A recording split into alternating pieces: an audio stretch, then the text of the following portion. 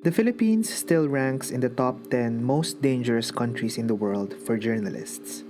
Time and again, we hear news about journalists being harassed by various powerful entities, leading to persecutions and even death. Along with this precarity, the last decade has also seen the changing landscape of the practice of journalism with the rise of social media and the post truth world leveling accusations of bias and fake news against media outlets. In the current historical moment we find ourselves in, how do we better nuance our conversation about the relationship between media and politics? Challenges to press freedom. The place of media in a democracy. Role of media in speaking truth to power? Hindi na bago yan. Hi, I am Lee Candelaria. I am Vecal Porha. This is Aaron Maliari and you are listening to Podcast Conversations on Philippine History, Politics, and Society.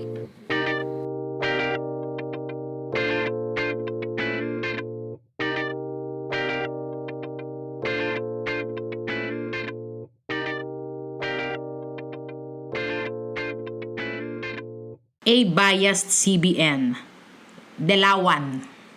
Fake news, di ba? Ilang beses nating narinig yung mga paratang na yan, lalo na in the last 6 years. And as mentioned in the introduction, this adds to the already precarious conditions that journalists in the Philippines find themselves in. Totoo ito. Kaya naman for this episode, we will talk about the relationship between media and politics, lalo in light of the coming elections in the Philippines.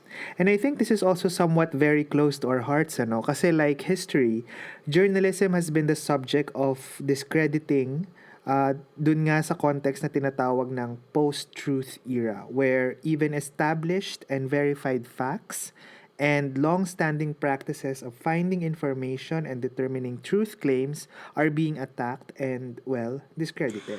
Totoo ito. And if our listeners would remember, I shared in the very first episode of podcast that I even started my college life wanting to be in journalism.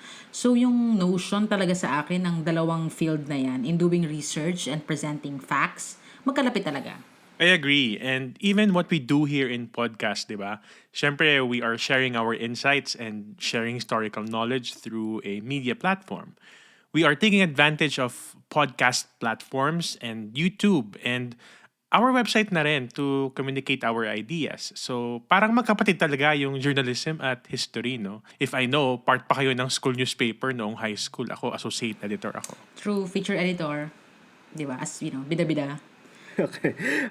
Yeah, I agree, no? So as we try to talk about the relationship between media and politics or the role of media in politics, we had a conversation with Ayee Macaraig, who is currently working as a lecturer at the University of Amsterdam. Ayee may be very familiar to our listeners kasi she used to be a journalist for the ABS-CBN News Channel, ANC. Then she also worked for Agence France-Presse, AFP, before she pursued and completed her master's degree on media and politics through an Erasmus Mundus program in Europe. So talagang yung insights ni Ayee will be both coming from her own experience as a journalist and also from an academic perspective, having studies in the field. Nice. So, first, we asked Ayee the general question about the role of media in politics. And this is what she shared. For me and for many journalists that I talk to, for my colleagues, the role of the media in politics and democracy really is what we call the fourth estate. So that means the media is the watchdog of people in power. So to translate that, it basically means we hold power accountable. So that's why journalists report about corruption, human rights abuses, any issue that is of public interest. So we want to make sure that people we elect, they live up to their promises, they live up to standards of honesty, integrity, they don't steal our taxpayers' money, they follow the law, they pay taxes.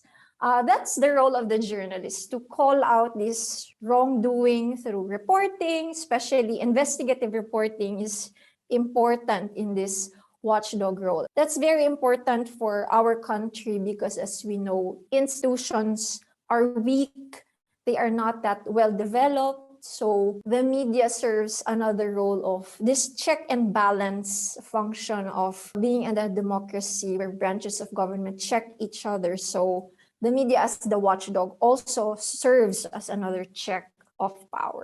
So important na i-highlight dito yung media as the fourth estate, ika nga. So bilang mahalagang institusyon para sa pagbabantay sa pamahalaan in the interest of the public. Napakahalaga ng papel ng media sa pagsigurado na mayroong sapat na impormasyon ng publiko tungkol sa kung ano ang nagaganap sa bayan, lalo na sa mga nangyayari sa gobyerno or sa pamahalaan. Totoo ito. Kaya nga mahalaga rin itong ipaalala sa mga mamamayan na ang media may importanteng papel talaga sa demokrasya. At mahaba nga ang kasaysayan niyan. Mula pa sa panahon ng kolonyalismo halimbawa, yung mga kilalang personalidad sa paglaban para sa pagbabago noong panahon ng mga Espanyol like sina Rizal, Del Pilar, Luna, Haina. Kung maaalala natin, periodismo ang isang nakitang paraan para kondinahin ang mga katiwalian sa kolonyal na pamahalaan at mangampanya na rin para sa reforma. That's right. At yan din ay isang halimbawa ng pagsupil sa press freedom yung naranasan ni na Rizal sa La Solidaridad, diba? I mean, Rizal was executed, diba? So, and his peers also experienced persecution. Kaya rin ang mapaniil na patakaran ng Estado laban sa media, hindi na bago yan, ika nga natin sa season na to. Kahit noong panahon ng mga Amerikano, halimbawa, maalala natin yung tungkol sa published essay na Aves de Rapina o yung Birds of Prey na lumabas sa diaryong El Renacimiento noong 1908. Isa yung article na tungkol sa pagpatutsada sa corruption sa colonial government noon. Ang nangyari, dinimanda ni Dean Worcester yung diaryo for libel. At ito yung naging dahilan para mabankrupt at eventually even makulong yung mga tao behind the El Renacimiento, including Teodoro Calao. Which speaks of the power of media, no? In my own master's thesis nga ang focus ko ay Japanese period naman, yung World War II, at talagang malaki ang papel na ginampanan ng media. Lalo na sa Japanese propaganda, isa yan sa mga sinecure nila Kinuha nila yung offices ng mga newspapers, particularly yung Tribune, noong panahon na yon para maging launchpad ng kanilang propaganda and what they plan to do. And this propaganda, of course, roughly translates to what we call nowadays as fake news. At syempre, nung martial law, di ba? Isa rin ang media sa mga talagang target ng authoritarian regime ni Ferdinand Marcos. Kaya, yung mga claim na maganda ang buhay noong martial law, tahimik ang lipunan noong martial law na sinasabi lagi ng mga boomers na kiniklaim nila madalas, maaaring sa perspective nila, totoo yun. Kasi ang nababasa lang naman nila sa dyaryo, mga good news about the dictatorship, about sa batas militar. Kasi syempre, ang taas ng level ng censorship, di ba? Sa kontekstong yun. Kaya rin, during that time, may pushback through mga renegade publications at yung mga tinatawag na mosquito press in order to reveal the atrocities and corruption of martial law and of the Marcos regime. That's right. So, time and again, malinaw ang power ng media at complicated relationship nito with the state.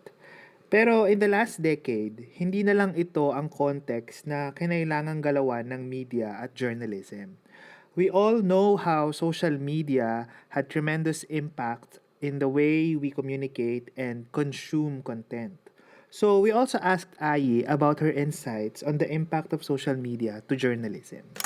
So definitely the rise of social media has totally changed the landscape. It is a major change, if not one of the most important changes in the last decade or recent decades, because before the advent of social media, there was that thinking that journalism, so as you call it, traditional media now as we know it, so that's your, say, mainstream TV channels, TV Patrol, remember yung golden age of TV Patrol, Hoy Gising, very, these are brands or shows familiar to us. For example, before, during that time, traditional journalism were regarded as gatekeepers of news. We decide what people get to read as news or get to watch as news, what are the most important issues of the day.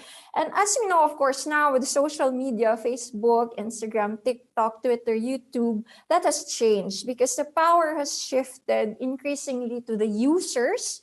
social media users. And I would also have to point out the platforms. So Facebook, they are now actually regarded as the new gatekeepers because it's through these platforms, social media platforms now, that we consume news. When something breaks, for instance, when initially last year, right, when Bongo decided to run for president, I mean, things like that. These news stories now break on Twitter or on social media. It's not anymore that we will hear about it on TV Patrol first or read about it the next day from the Philippine Daily Inquirer. That has changed. So it has totally changed the landscape in terms of the influence and power. And also another problem, the spread of disinformation or fake news, because nowadays, many people tend to believe immediately what they see on social media as the truth, as the source of truth, and that becomes contested, whereas before, we would just say, listen to Ted Filon or Lauren Legarda, even before that, and like traditional journalists, and we would believe that as, say, the truth or reality, but that's not the case. Chat apps, for instance, our Viber groups where your titos and titas are believing all these wrong information or commonly regarded as fake news. So that has totally changed. So in terms of the influence of the media to decide what is news, that has changed. And also the spread of disinformation and misinformation, what we regard as fake news. So those are the two big consequences of the rise of social media. So yung dating established role ng quote-unquote traditional media as gatekeepers of news, nayanig with social media at na-threaten pa nga with disinformation. We have an episode on disinformation and fake news with Jonathan Ong in this current season also. So maybe our audience should check that out as well. Yeah, and aside from fake news, we also mentioned even in our previous episodes na isang malaking factor din sa current challenges to democracy na nai-experience hindi lang ng Pilipinas, no, kundi maging ng ibang bansa ay yung tinatawag na rise of populist leaders. And in the Philippines, the past 6 years of Duterte, this is a major testament to how populist discourse leveled attacks against the media. And here is what Ayee had to say about this. Okay, maybe I preface this as the first half of the Duterte presidency, the first 3 years, I was working as a journalist. So I was experiencing this personally as a journalist. The second half of the Duterte presidency is when I did my master's. So that's where I put on my academic hat because my thesis was precisely about this topic of the attacks on the media under the Duterte presidency. So in my study and in my experience, populist leaders like our President Rodrigo Duterte tend to use this label of fake news against traditional journalism or mainstream journalists in particular. Like other populist leaders around the world, to discredit them, to undermine the media. And we have seen that. We have seen that there's a specific instance, for instance, where he called Pia Ranada of Rappler fake news in a press conference. And of course, you have also seen him outrightly saying he would not renew the franchise of ABS-CBN. And, we have all seen his speeches insulting the owners of the Inquirer, ABS-CBN, and also journalists at Rappler. So it has happened in the past 6 years, and it's also not isolated to the Philippines. So it is used as a tool. So that's basically the tactic, the strategy of many populist leaders. One, to rally their base, because they thrive on the grievances of people, say, against these mainstream media. The term oligarchs, right? Because some media owners are indeed corporate owners. They have many other businesses. So in that sense, thriving on the grievances of that aspect, but also to discredit, and it's important to point out, critical media outlets. Outlets who have, say, reported critically on his war on drugs, on his main policies, or on his administration, his decisions. So it is these outlets who have been the target or the most direct targets of his attacks. Sobrang ironic talaga yung nangyari na yung fake news ginagamit ng trolls at ng populist leaders to discredit media outlets. And one major event na nangyari sa Pilipinas noong 2020 proved to be, a major inflection point sa tense relationship between Duterte and media.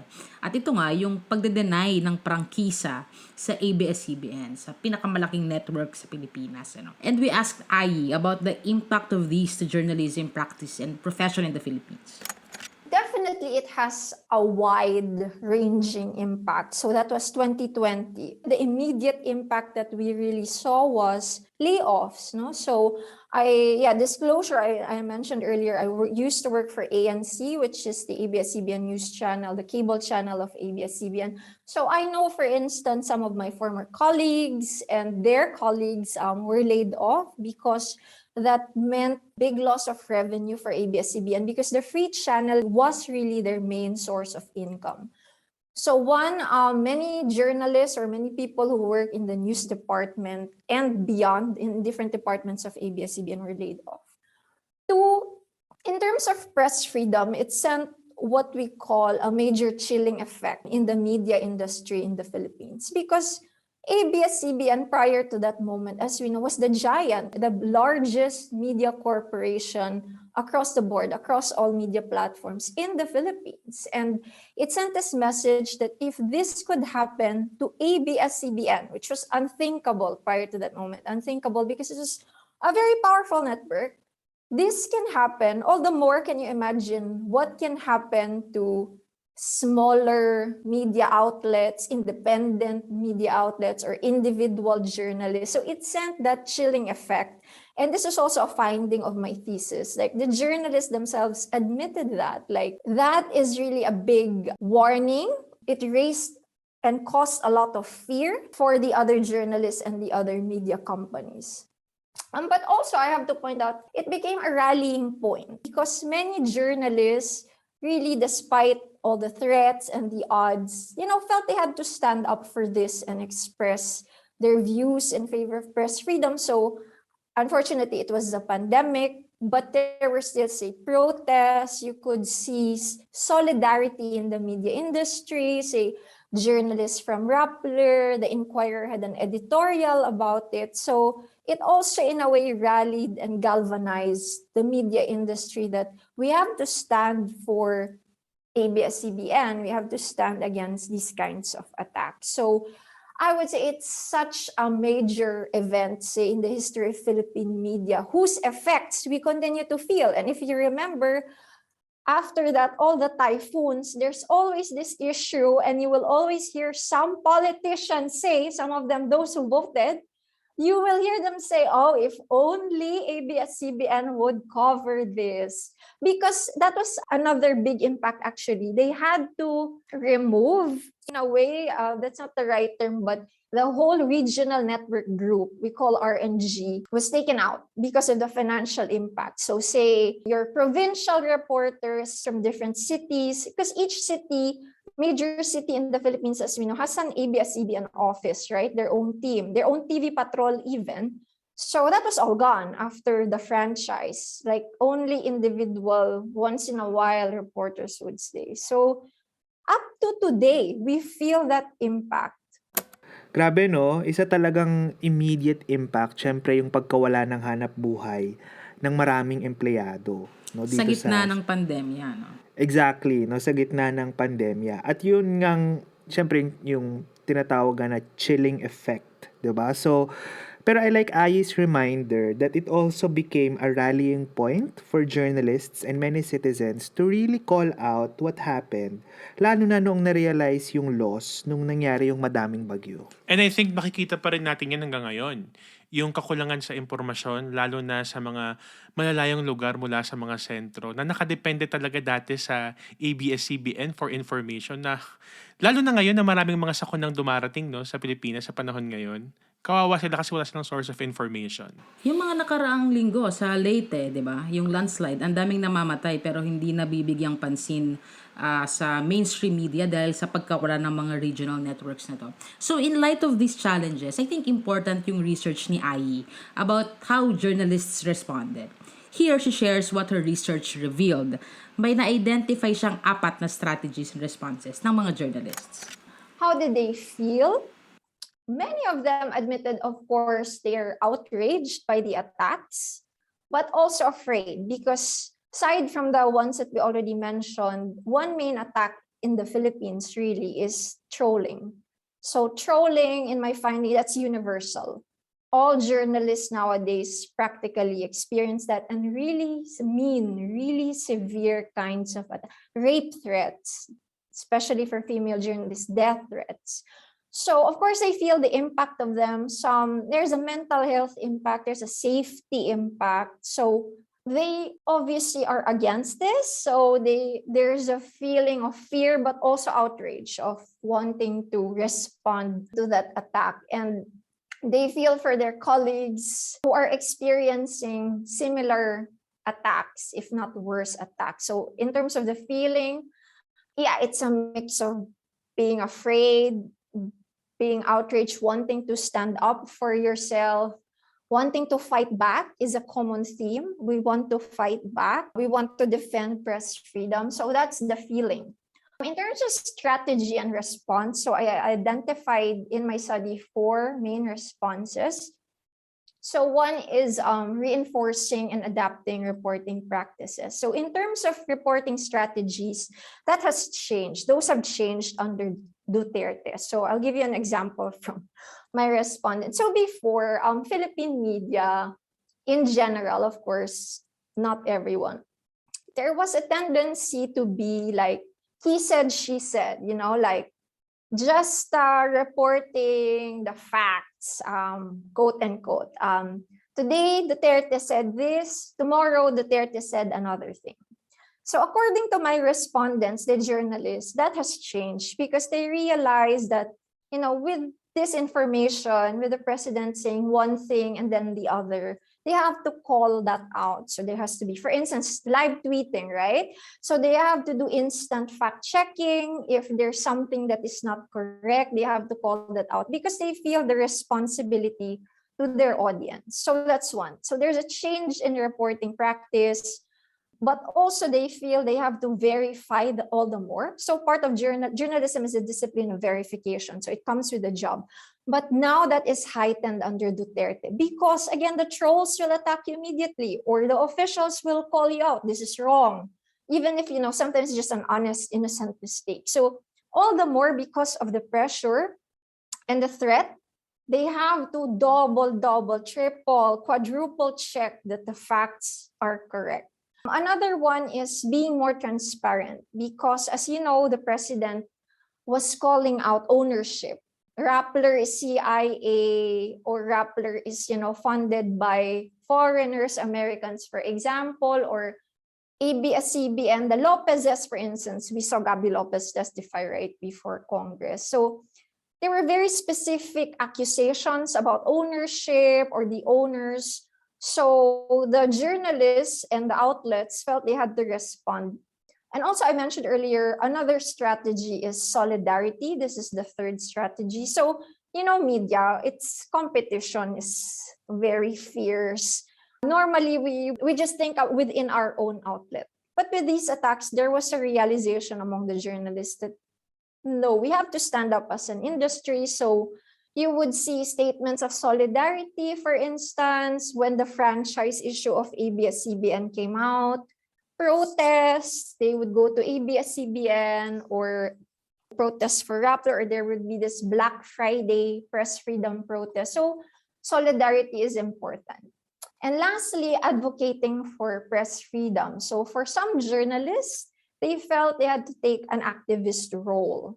Traditionally, some would just say, my role is to just disseminate news, that's it. I'm not an activist, that's not my job. But some felt that because press freedom is under threat and press freedom is necessary for journalism to exist, they had to take on an activist role and really stand up and vocalize their views about what was going on, attacks on the media. They said, we have to say we are for ABS-CBN or for Rappler. Whereas before, you don't even mention that in your report. You just say, as reported in a major broadsheet. I mean, there's again competition. As reported in this news, well, you won't even mention the name. But now there's more of, again, solidarity and also being an activist for press freedom. Ang ganda ng insights na ito from Ayee kasi we rarely hear yung side ng journalists na nakakatanggap ng persecution, no?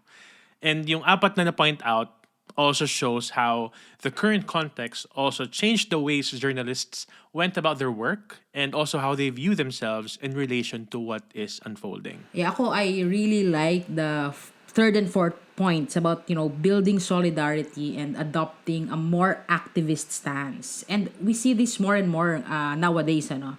Pero I think it is important to point out na hindi ibig sabihin nito na talagang bias na ang media. Totoo, kasi as Ayee pointed out, challenge dito sa mga journalists mismo. Kasi how do you strike a balance between yung tinatawagan na objectivity and of course, your own personal political convictions. Pero diba nga, what is objectivity anyway? So, sa sharing ni Ayee, minention niya na one way to look at it is by looking at objectivity like a process. Meaning it involves the openness and awareness about how information is obtained and also having a way to disclose or share this with your audience. Very similar principles to sa history, impartiality to opposing views and being cognizant of one's position and letting the readers know the process by which information and conclusion is arrived at. I think yung ganitong rigor na nakikita natin sa journalism and history, good journalism and good history, if I may emphasize, yung kailangan nating mas ipalaganap to also remind ourselves and others about the practice of doing proper journalism and doing proper history. Same na may proseso ang pagbuo ng historical fact. Ganun din sa journalism, di ba? Sabi nga, journalism is a discipline of verification. So talagang parang in history, like how we scrutinize sources and verify before we present our findings or before we even start analyzing nga eh. In light of the many social media users that generate content that present current events and issues much like how traditional media does, we as consumers of this content need to also empower ourselves para naman effectively ma-discern natin which are reliable and which are not. That's right. So with the coming elections, we also of course asked Ayee about her thoughts on possible ways forward and also how we can surface media in politics as an important election issue. The way forward. Well, definitely it's critical to see the next leader, the next president, the next administration's position on these media issues that we've discussed. So one critical issue definitely that will come up is the franchise still of ABS-CBN, because we do know that they were waiting for the next administration, already fully knowing that they were not successful in having the franchise renewed under the Duterte administration. I know and we know that they are waiting for this next leader to see if they could have that approved. So that's one major issue to watch out for. The way forward, I think, now that it's still campaign period, is to try to ask these candidates, what is your stand on these media issues? What is your position on press freedom issues? Like outright, will you ask your congressional allies, because it's a congressional issue, will you ask your congressional allies to renew the franchise of ABS-CBN or not? So I think that's one of the election issues that we can pose to candidates. And I would say even just their behavior now as candidates or as politicians and their track record, you can see some of these clues there. Like, are they open? Are they transparent? Do they attend debates? Do they respond to journalists' questions? Or do they only speak to journalists who are friendly to them, for example? Are they easily offended? Do they attack journalists who ask controversial questions? So we can see that. But the next 6 years, definitely the franchise renewal of ABS-CBN is one. And also the cases. There's still many pending cases against many journalists. not just say journalists from Rappler. Journalists are imprisoned under this administration. We were talking earlier about cyber libel, for instance. That's one major issue. Are they gonna repeal this law? Do they believe that cyber libel should exist, and for what specific, say, conditions or cases, circumstances should just it be, or should any critical story be the subject of a cyber libel case? That's one. And even if you want to go the criminalization of libel, so in the Philippines is one of the few remaining countries in the world where libel is a criminal offense, meaning you can get jailed for libel. The trend in other countries is to decriminalize libel, but we have journalists who are imprisoned or who face imprisonment for libel. So these are very important issues. And if there's anything the last 6 years has shown us in terms of media, is that these are important issues to talk about. These are important issues to raise to candidates. And we can ask them, but we can also ask the voters, observe already and assess how have they been conducting themselves in relation to these issues. Do they sue people who are critical against them? Are these valid cases? So things like that, I think, is very important. I know we have many issues to consider in the elections, not least the pandemic, but definitely this is one. And I think it's an indicator. If you want a candidate or a president who supports democracy or who will protect democracy or, recover or improve Philippine democracy, then the media is one important pillar of democracy. All right, I think that's a good way to end this episode. To highlight how press freedom is an important pillar in a democracy and thus also a very important election issue to talk about. That's right. We would like to thank Ayee Macaraig for her thoughts and insights. You may follow her on Twitter at Ayee Macaraig. And of course, also follow us in our Facebook, Twitter, Instagram, and LinkedIn pages. And also, please subscribe to our YouTube channel where you can also listen to our episodes, that Podcast TV. And for the full interview with Ayee, head over to our website, that's www.podcast.org. So thank you for listening and have a good day.